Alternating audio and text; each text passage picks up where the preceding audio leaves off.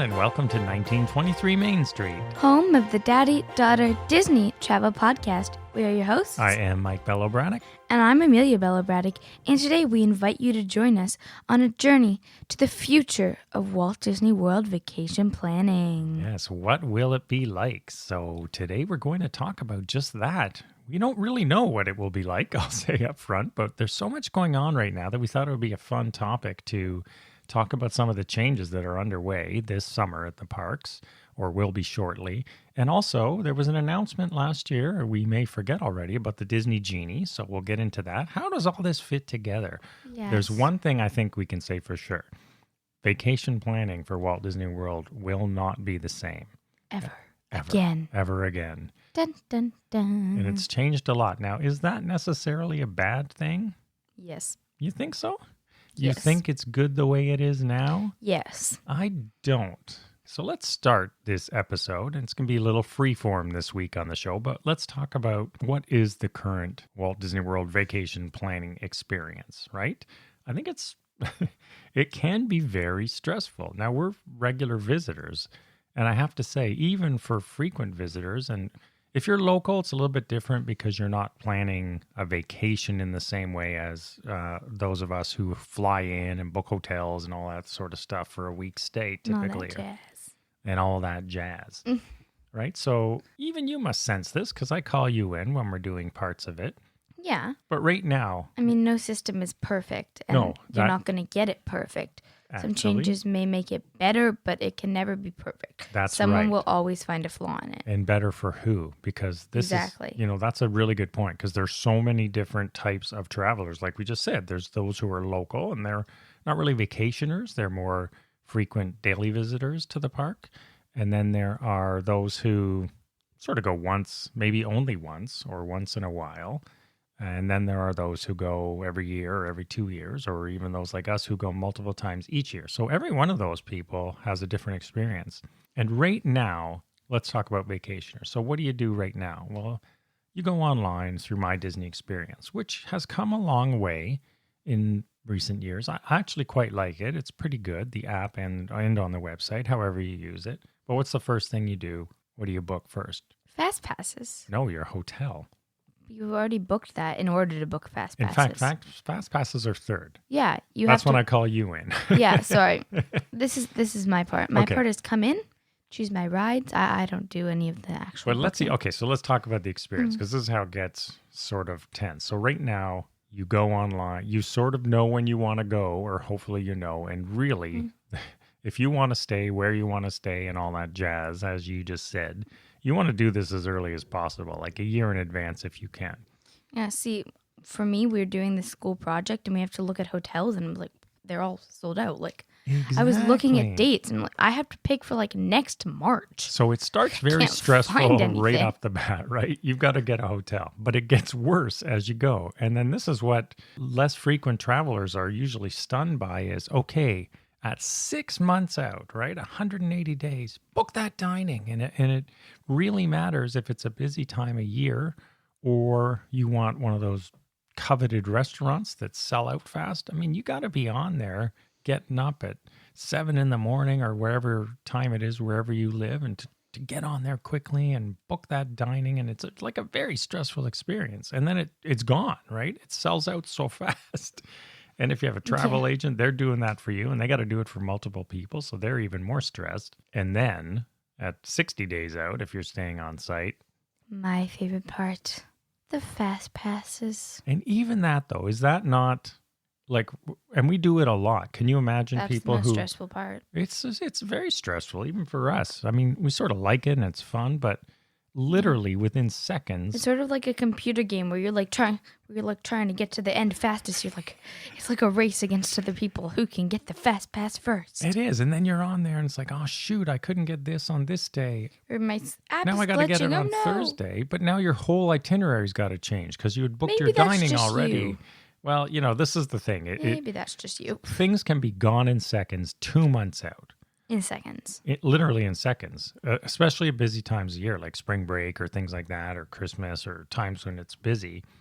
And it's very stressful. It's stressful for us, so even as regular visitors, but it's super stressful, if not even overwhelming completely for people who don't go a lot. Yeah.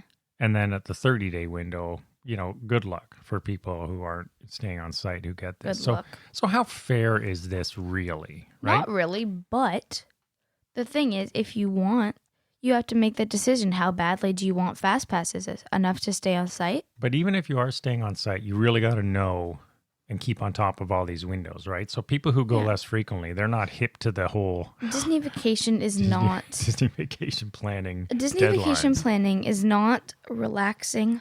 Oh, which beach hotel do I want to go to? Left or right? No, it's go, go, go. Get it. Yeah, the planning is stressful. And it's the most stressful part. As I was thinking about what to talk about in this podcast, I do you remember the paper FastPass days? You mean when I was 3? Yeah. No. Like, do you really? Like, I actually think that was Well, yes, because we do it at Disneyland. Right. Oh, yeah. So I know what it's like, but I don't remember it at Disney World. I don't remember the experiences of that specific location, but I know the general idea and purpose of the paper FastPass. So it was still stressful, as many listeners to our show will understand, that you used to have to like bolt from the gate, and you had a whole different strategy about getting FastPasses here and then going there. And then, they had your time, you'd have to come back, all that sort of stuff. But I think overall, I think the electronic current version's better for us because we do it a lot, so we're good at it. But for the average, if you're looking at fairness for all visitors, the paper one might have been more fair. But then again, is it? Because what if some people don't wake up that early? Well, at least there's a level playing field on every single day, just like Disneyland. Then what's the push to stay on site? Well, on-site people can get into the parks earlier, at least at Disneyland, right? You got your Can they? Yeah. Or is that going to change too? Well, we don't know. Disneyland's a little different too because they have other things we'll get into. Yeah, but I remember my mom, when we were at Disney World, I remember her waiting in hour-long lines to get Radiator Springs FastPasses. At Disneyland, you mean? Yeah, at Disneyland. Hour-long lines. Yeah. So is that really fair? Well, at least everybody has an opportunity to get in that line. Yeah, but maybe she's paying a lot more for a hotel, and maybe that's why prices are so expensive. Right. So because the prices are expensive because you are getting a nice room, you're getting a good location, a nice view, and you're getting a better chance to get FastPasses or dining or such things. So this is the first, you're getting into what I call pay for play, right? And this is a big sort of topic right now and something I wanted to get into. Do you think that it is fair or good or right that those who either stay in more expensive rooms or are willing to pay more should get premium access to things? To a certain degree, not completely. Let's elaborate on that. What do you mean? Well, in a certain degree.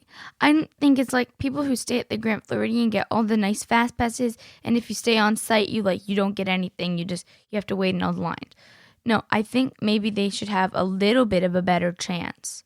But not completely. Let's look at some of the things, because they've been sort of playing around with this. And during this summer, as a lot of people are saying, there's Disney's, if there's a silver lining to COVID summer, they're going to be able to test some of this stuff as the Genie was supposed to roll out later. And we'll get into that. But let's look at a couple of things we know. They were testing at club level at Disney World. You could pay to buy extra FastPasses. But still, I didn't do it, right? We didn't actually do that. Yeah, because you don't want to pay. No, not because I don't want to pay. Just we weren't in club level during that time. We've been in the villas. But here's my question. Maybe some people don't want to pay. They're already paying enough for club level. Right. And you don't have to. That's the thing. You don't have to pay. But even if you paid for those FastPasses, here's the question. What's the point of paying if all those FastPasses are gone because they were booked 60 days ago? Or did they open up a special door? And we also know, remember Disneyland Paris? Yeah. Oh. The VIP FastPass. That I quite like. So if you're not familiar with Disneyland Paris... And Disneyland Max Pass. Well, that's different. So let's do Paris. But it's sort of the similar idea. Well, Paris did it this way. Yeah. If you stay in club level, you get the VIP FastPass. And I believe they used to sell it, but they don't anymore. And the VIP FastPass is an unlimited FastPass. You don't have to book anything. You just go to the FastPass line and you get on. I liked. With one or two exceptions. Almost every single FastPass had allowed it. And it was awesome because it really allows you to, get through the parks on FastPass rides fast. And it was only for their highest or highest paying clients, those in club level. We were at the Disneyland Hotel Club, Castle Club, and it was great, right? Now, MaxPass, again, it's basically a paid FastPass at Disneyland. Yeah, exactly. That's what I'm saying. And I like the MaxPass. I think it works well. Yeah, I was looking at that. It's a decent amount more expensive though, right? But do you think, the question I have for you is the concept, all of these things, essentially, if you pay extra, you get something extra. Do you like pay for play? I think I do. I do. I'll say that. Like they have those early morning hours where we've never done these. I think I do. We don't want to, but I think I do like pay for play, but I don't think it should be a ridiculous amount of difference between pay or make the price difference a little bit lower. And this is all coming into the conversation because we know that Disney Vacation Planning, after things, if ever, get back to normal, whatever normal is, it's not going to be the same. There's speculation, I've been reading articles and I've been talking to you about it, that extra magic hours will never come back. Will the FastPass system ever come back the way we know it now? Maybe not. Maybe it's one of these new things or new variations. And, extra magic hours, because I really don't think extra magic hours are great anyway. Why? Because they're so crowded.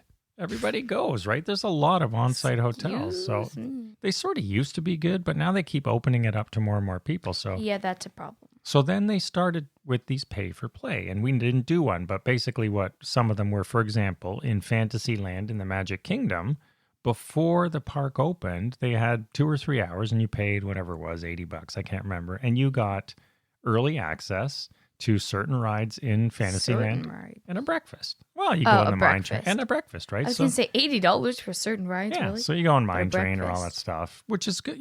I think do you get the good rides or do you get... No, the good rides were in it. The meh rides? No, the good rides were in it.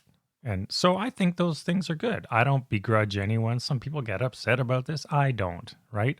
We do a lot of pay for play stuff because I like to pay to get an advantage. But we didn't pay $12,000 to go see the Castle Suite. Yeah, that's a little bit steep for me. A little bit. That's a lot of steep. But by the same token, I don't care if they offer that to someone who wants to pay for it. But the early ones, that just takes crowds away from using up FastPasses the other way, theoretically. So this all, I started to think about this episode because they're doing all this stuff this year. They canceled all the FastPasses. They canceled all the dining. They're going to be testing different things now that they have an opportunity to do so. But also there was the Disney Genie. And I don't think you even remembered about that last year. I don't know what that is. So yeah, let me go with a no. And one thing I did want to say before we get off this pay thing. Disney World is pretty much one of the only parks who doesn't offer a really good pay for play opportunity. Like, look at Universal. We loved theirs, right? Well, we loved. Yeah. It's essentially a paid front line, and it's true. Like, you don't have to go through the FastPass line when you do their VIP tour either. But on their regular pay for play pass, it's good, and they have one.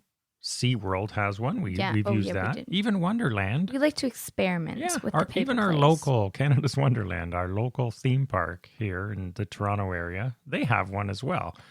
And then the Max Pass and the VIP Fast Pass in Disneyland Paris. So Walt Disney World is pretty much one of the only major theme park resorts that doesn't offer one.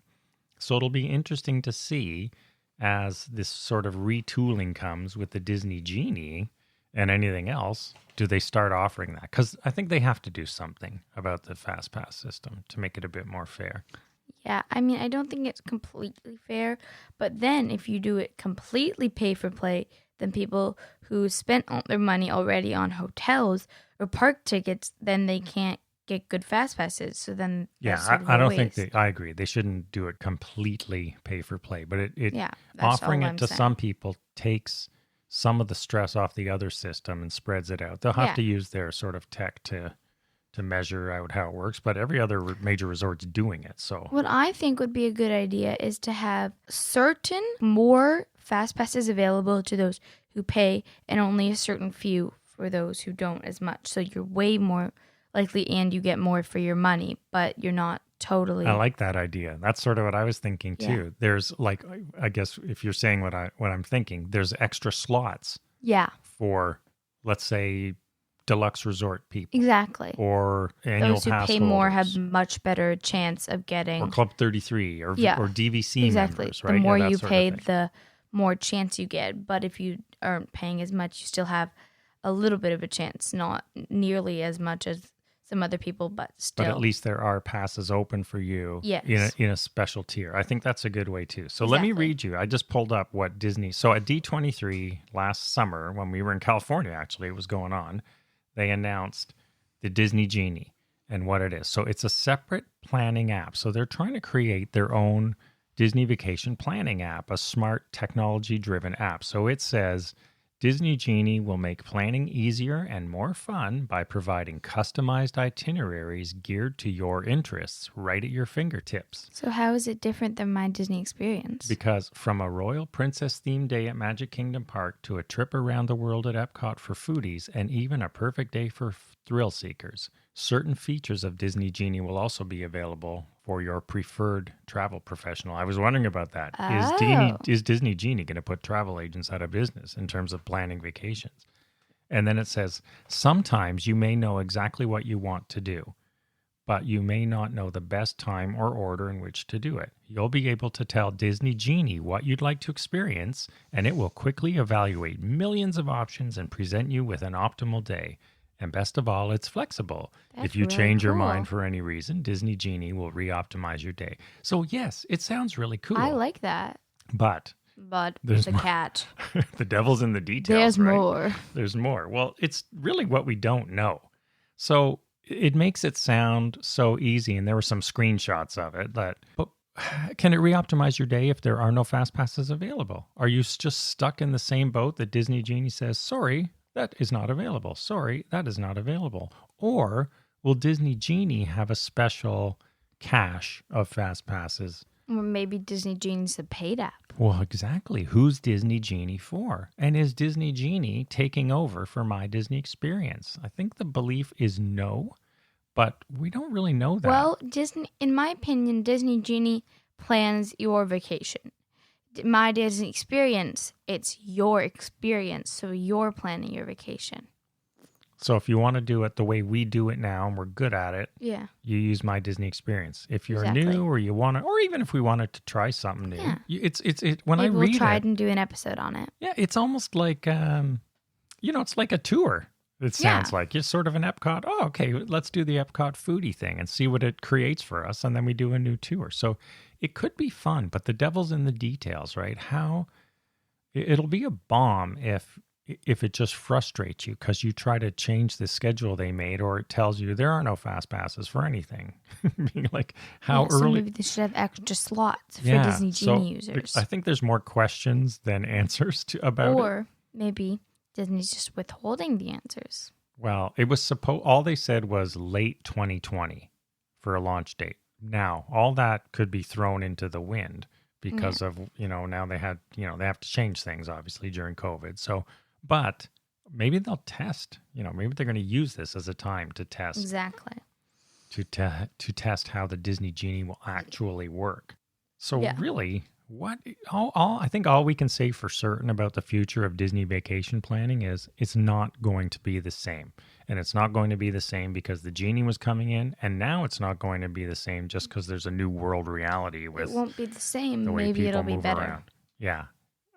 Hopefully it doesn't get worse. Change isn't always for the worst. Sometimes changing something you like can only make it better. So what do you think is the best approach? Given all these things we've discussed, what would be the best sort of model, in your opinion? Now, that's sort of hard. So I do like pay to play, and as I said at the beginning, to a certain degree. Now, what I think that means is, so for example, you have the Disney Genie app, and maybe it's a paid app, or maybe you get a higher... Maybe there's different levels within the Genie. you get like the premium experience if you stay at like the Grand Floridian or if you're part of Club 33 or something. Or maybe you don't even know that. And behind the scenes, it knows where you're staying and it's showing you different options than it's showing Pop Century because you're staying Grand Floridian Club level. So it shows you more options for how to get Rock and Roller Coaster. Like let's say someone at Pop Century's trying it and they only have 1 slot for every 3 people and you have 5 slots for every 3 people. Yeah, it could be. We don't know. Have more option. Because really, there are a huge range, like we discussed at the beginning. There's so many different traveler types. Yeah, so what I think is the optimal or the best moving forward choice is for a little bit of pay-for-play, but not completely. If you don't pay anything, you don't get. So you get more if you pay, but there's still a smaller chance that you can get something. So that's what I agree with. So you start with a little bit. So if you stay at the lowest end, you start with a little bit. And as you work your way up, the more expensive options, you get more. But you're not getting nothing if you're staying lower end. And that Disney, that would make sense from their business perspective because they want to incent you to spend more money, right? Exactly. But you don't miss out on anything if you don't. You just have to be a little bit quicker. You're going to have to be like we plan right now. Yeah. Which is fair, right? I think. So, so probably some sort of hybrid model somewhere in between is going to be the answer to this. Something that, works for all guest levels, but it works better than it does now. Because right now, I don't think it really works at all. There all sorts of guests can be shut out if you're not there in that 60-day window. Or you've got things like, the mobs when Rise opened, Rise of the Resistance, when that opened and you had, tens of thousands or thousands of people standing outside Hollywood studios every day. And then COVID hit us. So we don't know. It's going to be interesting to see what happens with Rise when things reopen. Yeah. But really, the point is there's just a huge range of travel types. And now they've got this new app that we're not really sure how it's actually going to work. From a whole bunch of reasons. Are they going to take functionality? Because I really like my Disney experience, and I don't want it to lose functionality. I think what it should be, and what I think it maybe will be, is you give, you get. You give them more money, you get more FastPasses, or you get a better chance at FastPasses. And so pay for play, give for get. And the real so the challenge for their tech, I guess at the end of the day, it's going to come down to their technology people. They need to manage flows behind the scenes. So they need to know what's going on, and they need to do it better than they're doing it right now and still somehow tackle all these problems that currently exist. But I don't think it's going to get worse. Disney it's a very big company, but it's also a very good company. They have millions of people, who love... Who love them? Millions of people who go... to their parks and resorts? Yeah, definitely millions. They have millions... people there a year. So you don't get millions if you're not a good company. But I also look at it this way. There's so many, there's a whole industry of businesses and websites out there whose whole being is, using computer models or all this stuff to, show their prowess at planning Disney vacations. I think it's a bit silly sometimes, but the fact that a whole industry has emerged around planning the complexity of a Disney vacation shows you that the system's not good. You need spreadsheets, honestly, right? People have asked me, way back when I was doing travel and on 1923 Main Street, before we started the podcast, I used to have this spreadsheet to plan your vacation, and people still ask for it, and I send it when they want it, but the fact that you need that's what scares people away from Walt Disney World, or they get there and they miss out. But if the Genie can help with it. But that's because Yeah. If you don't know, think of your friends. Disney has you have to think of it like this way. It has so many good options. That's what you're struggling to choose from. There's just so many good things about it. And you know what? I think that's what the Genie is trying to tackle. So really, it's better to experience some good things than at all. And as you say that's what I think, like what I just said. I think the Genie is trying to tackle that for you with Disney's own technology. Exactly. I completely agree. Which I think is better than a lot of this third-party stuff. And I do think it's a good idea. Yeah. Because I trust Disney to plan my Disney vacation too. And, maybe if you use theirs, theoretically, you're going to get better access to certain things. Exactly. Right? So we'll have to see how this all nets out. I'm sort of excited for Disney Genie. And I do think if it is a little bit of a pay-for-play, that works well for both customers and a corporation, because Disney gets more money and they just give you a few more FastPasses. But you want that. You want to experience the good ride. And maybe if you're not giving Disney as much money, then you have less of a chance, right? So yeah. And I know a lot of people don't like that, but I agree with you. And they are a business, and it's never meant to be a cheap place to go. Yeah, and I think as long as the people who don't pay as much still have somewhat of a chance, then I think it's okay to do pay for play. Yeah, and that's how all. It's not like they're actually the last. If you got Universal, SeaWorld, every other, even their own other parks offer various services that essentially are pay for play. Yeah. So I think it's got to come to Walt Disney World. It's a question of how will it shake out. It's going to be sort of fun to see. Yeah, but I trust Disney, and I think they'll come up with something fantastic. Yeah, I do as well. I sure hope so. All we can say for 100% sure is Disney vacation planning will never be the same as it was before March of 2020. Ever. It's going to be different. Hopefully better. Better. So listen, this is a hot topic. I'd love to hear. Okay, what? But then it's going to be better. Maybe people were worried when they took away paper FastPasses. Well, I sort of started missing them in some way. I do like I said, I like the current system because I know it. Yeah. But you're always going to miss as much as we things. They're never going to change something, and you're always going to think you're always better off. Like I know I'm saying always a lot. Yeah. But I feel that there's always a chance you're going to miss something that's been in your past, but hopefully you like your future more. Yeah, that's true. I think the new one is better. We don't have to run around, but the old one was probably more fair, but also not perfect. Yeah. So I would love to ask our listeners to share with us your thoughts on this whole future of planning. Yeah. Do you think what you know about the Disney Genie is a good idea? I'll put a link to Disney's official release in the show notes so you can read what they said about it. Do you think it's a good idea? Do you not? Do you like the current system? Do you not? Think it will be successful or a big fail? Yeah. And do you like the idea of pay for play? Even people who don't want to pay, I think it does take load off the other systems. That's the thing. Yeah. It would freeze up more FastPasses in a way. Exactly. And if Disney's monitoring the load behind the scenes. So lots of stuff. It's pretty complex, really, because it is a complex resort. So it's going to be interesting to see how it all shakes out. We'll be watching closely, and we'll be doing future episodes on it as required. So thank you as we took a journey into the future or crystal ball of Walt Disney World vacation planning. And piggybacking off of my intro, I see. Yes, I am piggybacking off of your intro, of course. So listen, please do reach out to us on social media or on the website. Let us know your thoughts. We'd love to hear what you're thinking about the Disney Genie and what you think would be good things to be considered. They've been sending out some surveys to people too. So we know they're looking at this and taking advantage, hopefully, of this time to test out some of their stuff and fine tune it.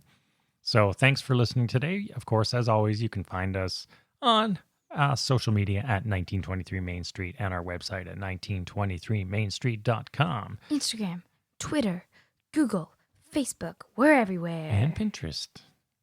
Wow. Okay, we really are everywhere. We really are everywhere. The only thing we're not on, well, you are, but I'm not, is TikTok, and I'm not going to be one of those people. Sorry. Sorry. I am not TikToking, so I'll save you all from watching that. Anyway, listen, everyone. Thanks for joining us, and we wish you all a very magical day. Bye-bye.